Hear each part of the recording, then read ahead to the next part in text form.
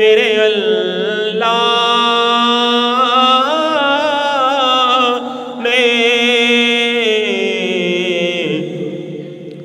قبر میں بس وہی جا سکتا ہے، خلد میں بس وہی جا سکتا ہے، جس کو حسنین کے بابا کی اجازت ہوگی، خلد میں بس وہی جا سکتا ہے، وہاں سرکار کے چہرے کی زیارت ہوگی، نعت سرکار کی پڑھتا ہوں میں۔ نعرہ تکبیر، نعرہ رسالت، نعرہ رسالت، نعرہ حیدری، نعرہ غوث۔ الحمدللہ نحمده ونستعینه ونستغفره ونؤمن به ونتوکل علیہ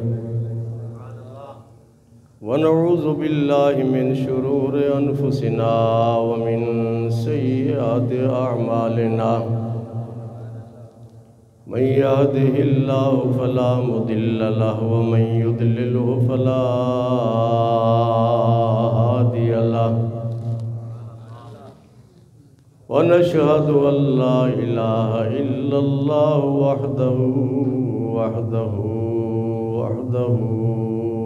لا شريك له، لا ند له ولا ضد له ولا مثل له ولا مثال له، سرمدی ازلی ابدی دہری دیمومی لا اول له ولا آخر له، ونشهد أن سيدنا وسندنا وحبيبنا وطبيبنا ومأوانا وملجأنا در الله المخزون سر الله المكنون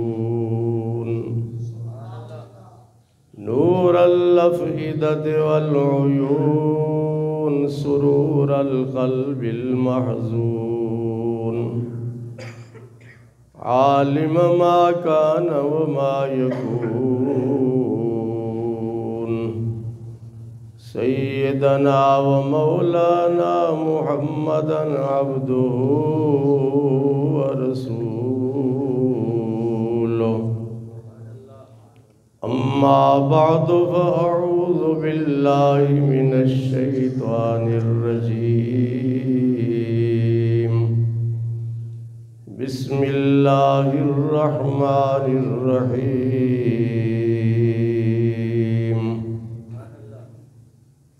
ثاني اثنين إذ هما في الغار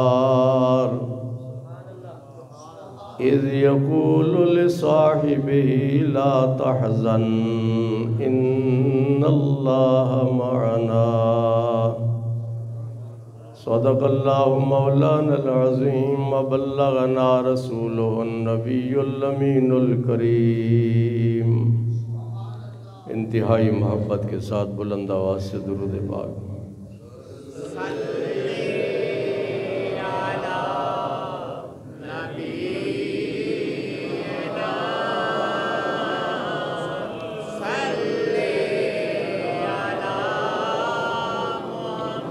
صلی علی نبینا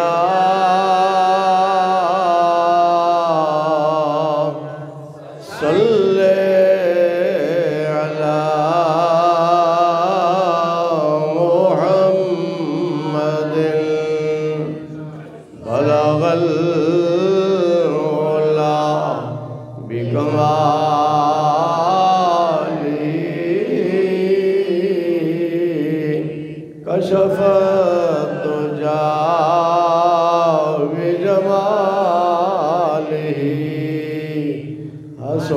صلحت جمیع خصالی صلو علیہ وآلہ صلی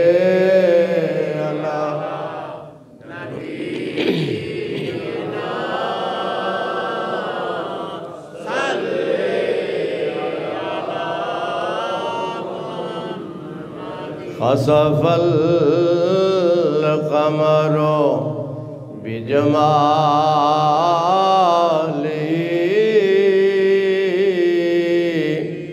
نطق الحجر بجلاله عجز البشر بکماله صلو علیہ وآلہ صلی علی نبینا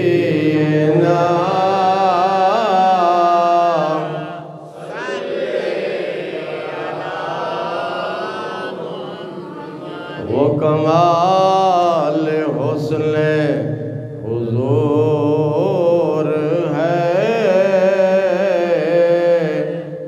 گمان نقص جہاں نہیں یہی پھول خار سے دور ہے یہی شمع ہے کہ دعا نہیں صلی علی نبی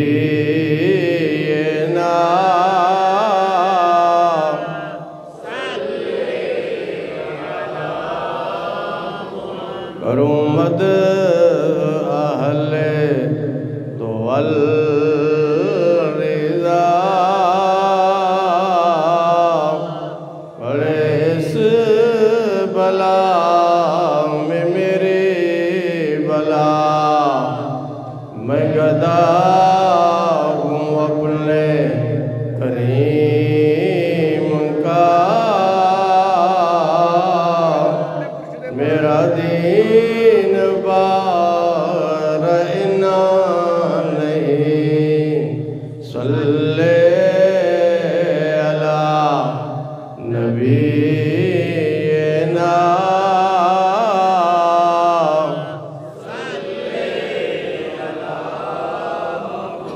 صلی علی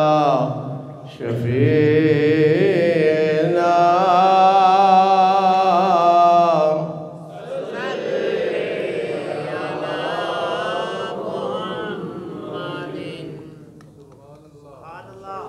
بزرگوں، بھائیوں، عزیزوں، آج کی تقریر کا موضوع ہے صحابی رسول خلیفہ بلا فصل افضل البشر بعد الانبیاء والرسل حضرت ابو بکر صدیق رضی اللہ تعالی عنہ۔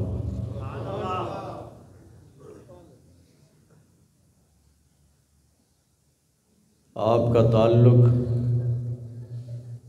اس جماعت سے ہے جنہیں صحابہ کرام کہا جاتا ہے، اور صحابی کی عظمت اور اس کی شان کو بیان کرتے ہوئے حضرت عبداللہ بن مسعود رضی اللہ تعالی عنہما نے ارشاد فرمایا، اختارہم اللہ لصحبت نبیہ ولإقامت دینہ۔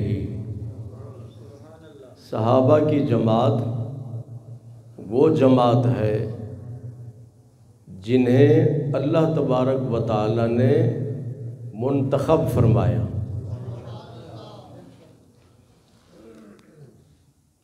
ہم اپنی سوچ کے مطابق دوست بناتے ہیں، ساتھی بناتے ہیں۔ حضور صلی اللہ علیہ وسلم نے کسی کو اپنا ساتھی نہیں بنایا، بلکہ ان تمام صحابہ کو اللہ نے آپ کا ساتھی بنایا۔ کس لیے بنایا؟ کیوں ساتھی بنایا آپ کا؟ وہ فرماتے ہیں لِصُحْبَةِ نَبِيِّهِ وَلِإِقَامَةِ دِينِهِ۔ حضور صلی اللہ علیہ وسلم کی صحبت کے لیے اور دین اسلام کو قائم کرنے کے لیے اللہ نے ان کو منتخب فرمایا۔ قرآن مجید میں ان کی شان بیان کرتے ہوئے اللہ تعالیٰ نے ارشاد فرمایا، جنہوں نے فتح مکہ سے پہلے اسلام قبول کیا اور جنہوں نے فتح مکہ کے بعد اسلام قبول کیا، اللہ تعالیٰ ارشاد فرماتا ہے کُلًّا وعد اللہ الحسنى، سورہ فتح کی آیت ہے۔ اللہ ان سب کے لیے جنت کا وعدہ فرماتا ہے کہ وہ سارے جنتی ہیں۔ ان میں سب، حضرت ابو بکر صدیق رضی اللہ تعالیٰ عنہ سے لے کر حضرت بلال تک تمام صحابہ جنتی ہیں۔ کون فرماتا ہے؟ اللہ فرماتا ہے۔ حضرت ابو بکر صدیق رضی اللہ تعالیٰ عنہ کو یہ شرف حاصل ہے کہ جب حضور صلی اللہ علیہ وسلم نے مکہ مکرمہ میں اپنی نبوت، اپنی رسالت اور اللہ تعالیٰ کی توحید کا اعلان فرمایا۔ کیا اعلان کیا؟ اللہ کی توحید کا اور اپنی نبوت اور رسالت کا۔ توحید کا معنی کیا ہے خالد؟ توحید کا معنی یہ ہے کہ اس ساری کائنات میں صرف اللہ ہی سچا خدا ہے اور وہ ایک ہے، وہ ایک ہے، وحدہ لا شریک ہے، نہ اس کی ذات میں کوئی شریک ہے اس کا، نہ اس کے صفات میں کوئی اللہ کا شریک ہے۔ وہ ایک معبود ہے، سچا خدا ہے۔ اس زمانے میں کچھ لوگ اپنے ہاتھوں سے تراشے ہوئے پتھر کے بتوں کی عبادت کرتے تھے، انہیں خدا سمجھتے تھے۔ کسی قبیلے کا خدا تھا لات، کسی کا منات، کسی کا عزا، کسی کا حبل، اور کچھ لوگ سورج کی عبادت کرتے تھے، کچھ لوگ آگ کو اپنا خدا سمجھتے تھے۔ تو حضور صلی اللہ علیہ وسلم غار حرا سے اللہ کا پیغام لے کر آئے، اور وہ پیغام کیا تھا؟ لا الہ الا اللہ محمد الرسول اللہ۔ اس ساری کائنات میں اللہ کے بغیر کوئی سچا خدا نہیں، کوئی خدا نہیں۔ نہ لات خدا بن سکتا ہے، نہ عزا خدا بن سکتا ہے، نہ حبل خدا بن سکتا ہے، نہ سورج خدا بن سکتا ہے، نہ آگ خدا بن سکتی ہے، نہ ستارے خدا بن سکتے ہیں۔ عبادت کا مستحق صرف ایک ہے جس کا نام اللہ ہے۔ جب یہ اعلان کیا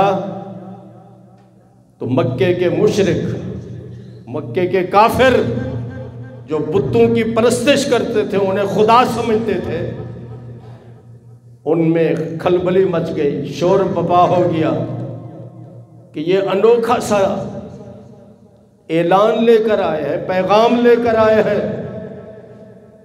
اور ہمیں اپنے خداؤں سے متنفر کر رہے ہیں، اور ایک ذات کی خدائی کا ڈنکا بجا رہے ہیں، اعلان کر رہے ہیں۔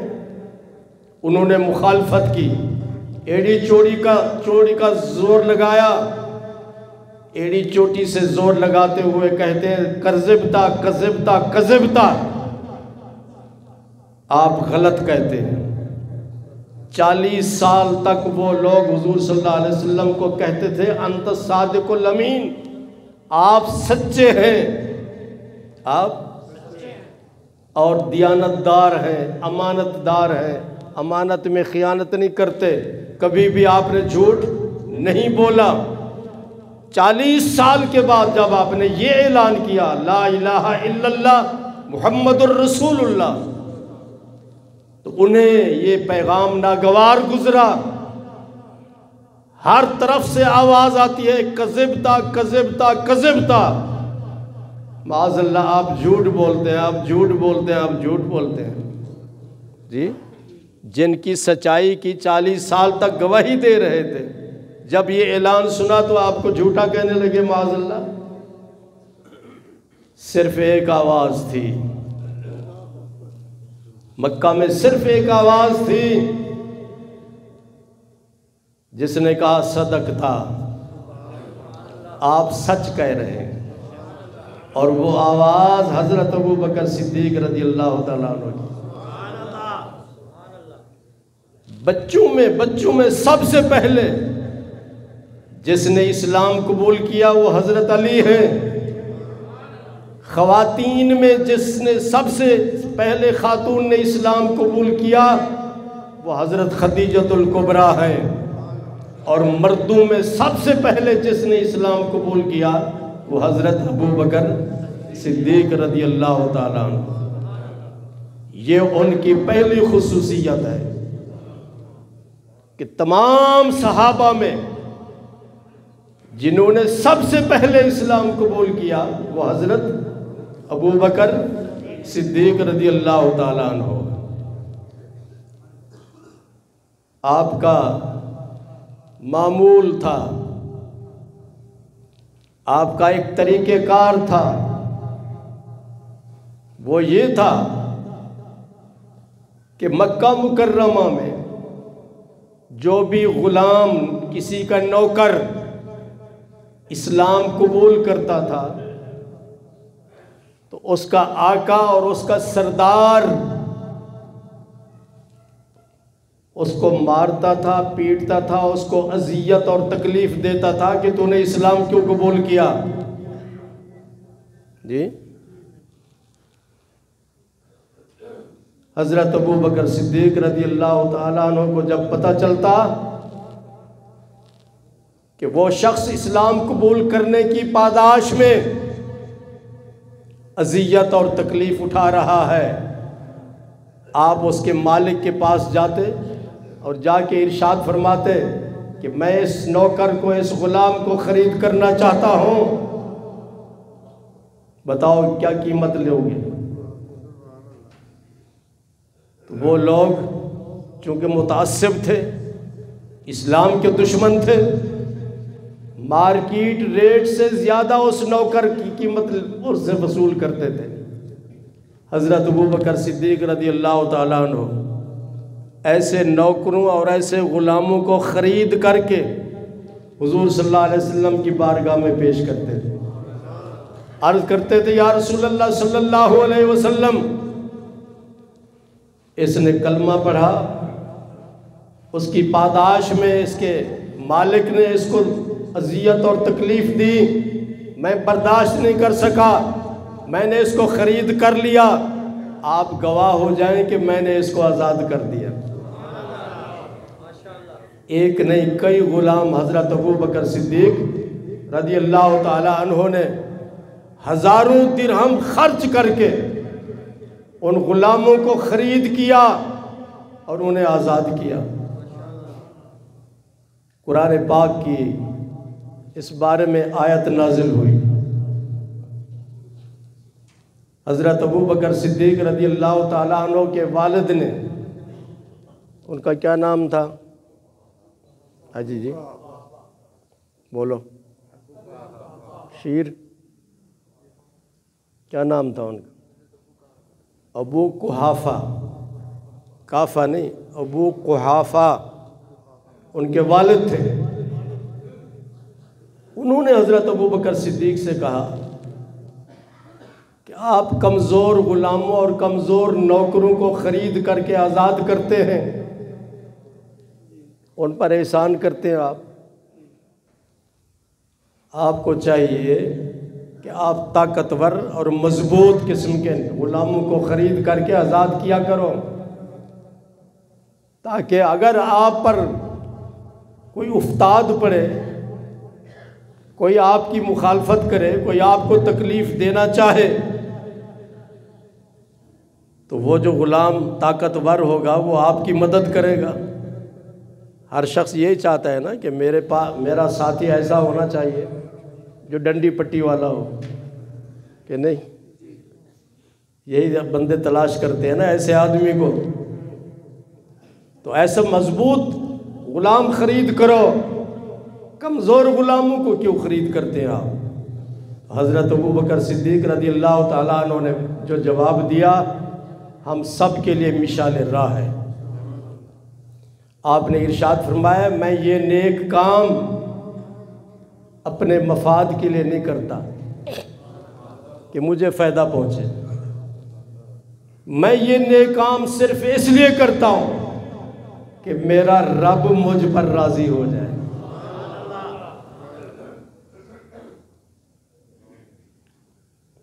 وَمَا لِأَحَدٍ عِندَهُ مِن نِعْمَةٍ تُجْزَىٰ إِلَّا ابْتِغَاءَ وَجْهِ رَبِّهِ الْأَعْلَىٰ۔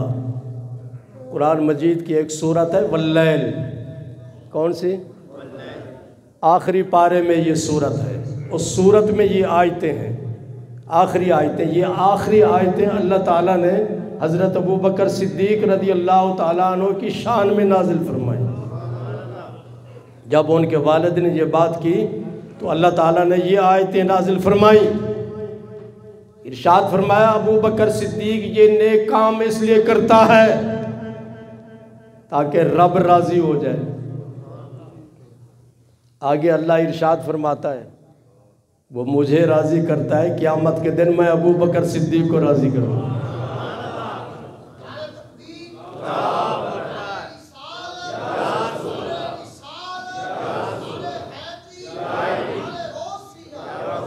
پہلی فضیلت کہ سب سے پہلے اسلام قبول کیا، دوسری فضیلت کہ اللہ نے ارشاد فرمایا یہ جو بھی نیک کام کرتا ہے رب کو راضی کرنے کے لیے۔ اور تیسری فضیلت اسی آیت میں اللہ تعالیٰ نے ارشاد فرمایا وَسَيُجَنَّبُهَا الْأَتْقَى الَّذِي يُؤْتِي مَالَهُ يَتَزَكَّىٰ۔ اللہ ارشاد فرماتا ہے کہ میں نے اس کو جہنم کی آگ سے آزاد کر دیا ہے جی۔ اور چوتھی فضیلت ارشاد فرمایا اتقا، کہ ابو بکر صدیق اتقا ہے۔ بولیں کیا؟ اتقا۔ اتقا کا معنی ہے بہت زیادہ متقی پرہیزگار۔ کیا معنی؟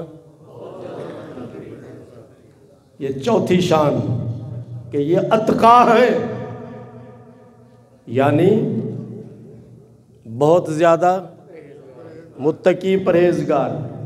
اور اللہ تعالیٰ نے قرآن مجید کی دوسری آیت میں ارشاد فرمایا ان اکرمکم عند اللہ اتقاکم، قیامت تک آنے والے تمام انسانوں سے افضل وہ شخص ہے جو اتقا ہے جی۔ قیامت تک آنے والے تمام انسانوں سے افضل اللہ کے نزدیک وہ شخص ہے جو اتقا ہے۔ اور اتقا حضرت ابو بکر صدیق ہے۔ اسی لیے ہم کہتے ہیں کہ نبیوں کے بعد، رسولوں کے بعد قیامت تک آنے والے تمام انسان، غوث ہوں، قطب ہوں، ابدال ہوں، ان سب سے افضل کون ہے؟ حضرت ابو بکر صدیق رضی اللہ تعالیٰ۔ سمجھ لیا آپ نے؟ پہلی فضیلت کیا ہے کہ مردوں میں زید صاحب سب سے پہلے اسلام قبول کیا۔ دوسری فضیلت کہ وہ یہ نیک کام اللہ کی رضا کے لیے کرتے ہیں اور اللہ فرماتا ہے میں ان کو راضی کروں گا، میں ان کو وَلَسَوْفَ يَرْضَىٰ۔ تیسری فضیلت اللہ نے ان پر جہنم کی آگ کو، وہ جنتی ہیں وہ، اور چوتھی فضیلت وہ اتقا ہیں، سب سے زیادہ متقی پرہیزگار، اور جس کو اللہ اتقا کہتا ہے فرماتا ہے سب سے زیادہ اس کے اللہ کے نزدیک اس کی عزت ہے اور اس کی عظمت ہے۔ یہ چار فضیلتیں یاد رکھنا، اسی لیے ہم کہتے ہیں افضل البشر بعد الانبیاء والرسل، نبیوں اور رسولوں کے بعد تمام انسانوں سے افضل کون ہیں؟ حضرت ابو بکر صدیق، حضرت عثمان سے افضل، حضرت عمر سے افضل، حضرت علی سے افضل، حضرت عبد الرحمن بن عوف سے افضل، حضرت عبداللہ بن مسعود سے افضل، حضرت عبداللہ بن عمر سے افضل، 1,40,000 کے قریب صحابہ کرام، ان سب سے افضل کون ہیں؟ حضرت ابو بکر صدیق رضی اللہ تعالیٰ عنہ۔ میری دعا ہے کہ اللہ تبارک و تعالی ہم سب کو ان کا مقام اور ان کی شان سمجھنے کی توفیق عطا فرمائے۔ باقی مضمون انشاءاللہ آئندہ جمعۃ المبارک کے خطاب میں